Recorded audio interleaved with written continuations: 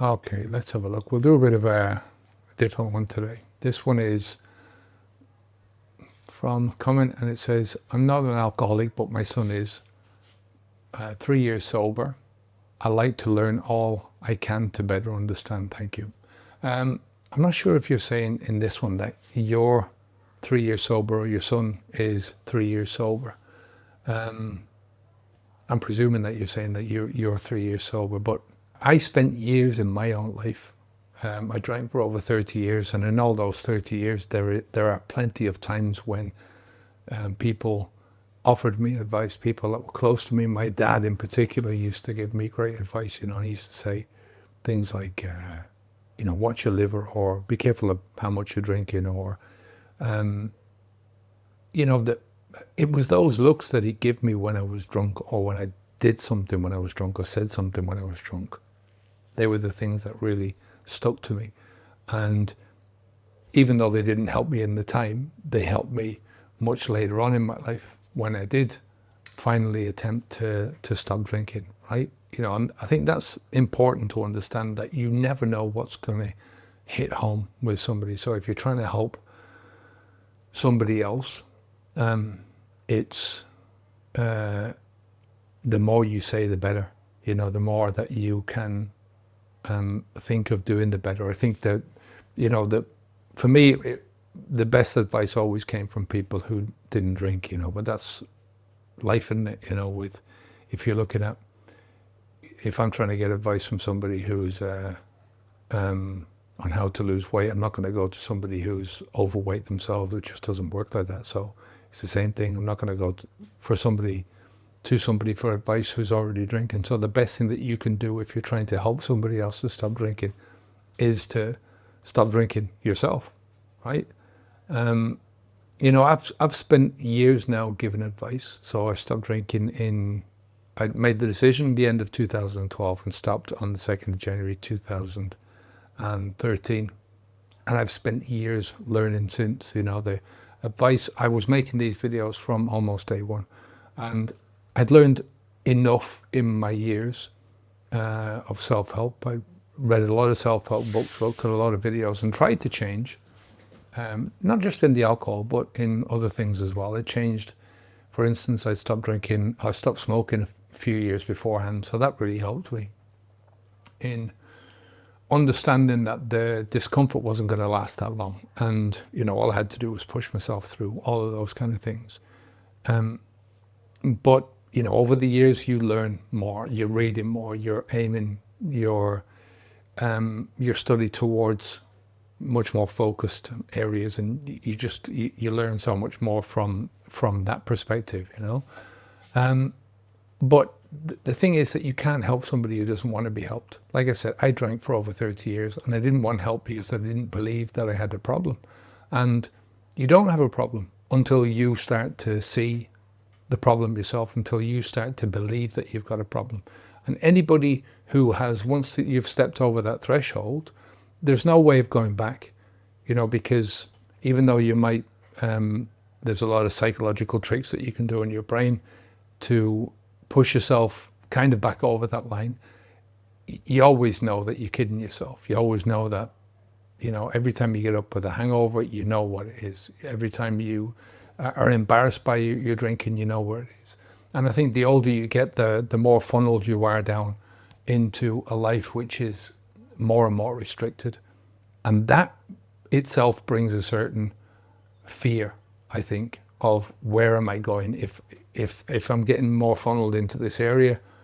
Exactly where is my life going to go? I mean, where am I going to be in 5 years' time? That was one of the things that really scared me, was if I'm feeling this bad now at 46, where am I going to be at 50 if I continue on the same path? And, you get all these thoughts on moderation. All fair enough.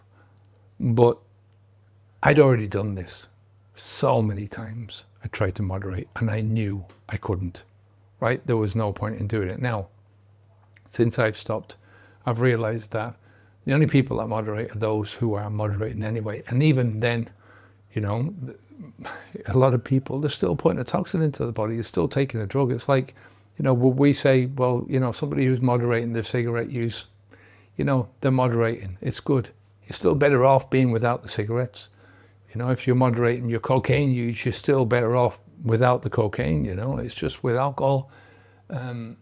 It's such a normalized thing in our society that we think it's okay to moderate. But once you've gone to a certain stage, I'm not going to go into the moderation thing here, but it's just when you're trying to help somebody else, you just never know what is going to be effective for that person. And in general, it's always something very small, something very insignificant, right? It doesn't take much often. For me, it was watching my son in the distance, walking and pacing backwards and forwards across the beach, head down in the sand, looking for an iPod that he'd lost the night before. I've told this story a lot, over the years. But that's all it took for me. But it's the straw that broke the camel's back, because once you start to go, well, maybe it's time to stop drinking alcohol, you'll find that a lot of the other things that you've heard over the years, a lot of the other advice that you've got off other people will start to come back. You'll start to justify your decision to yourself in your life, right? And that really helps. So like I said, it doesn't have to be it doesn't have to be a huge thing that really sparks off that person to think and to make the decision. But if you're trying to get somebody else to do it, you have to try a lot of different things. You have to, sometimes it can be difficult because you don't want to come across as being a nag, or, you're always at me, you're always trying to get me to stop. And like I said, if that person is not ready to stop, they ain't going to stop, right? That's just a part of it. But I hope that if your son is the alcoholic, he hasn't stopped, then I do wish you well with it. I hope you have success in the journey. Don't give up. I stopped for, I think it was 7 or 8 years, 9 years, 6 years before my partner stopped.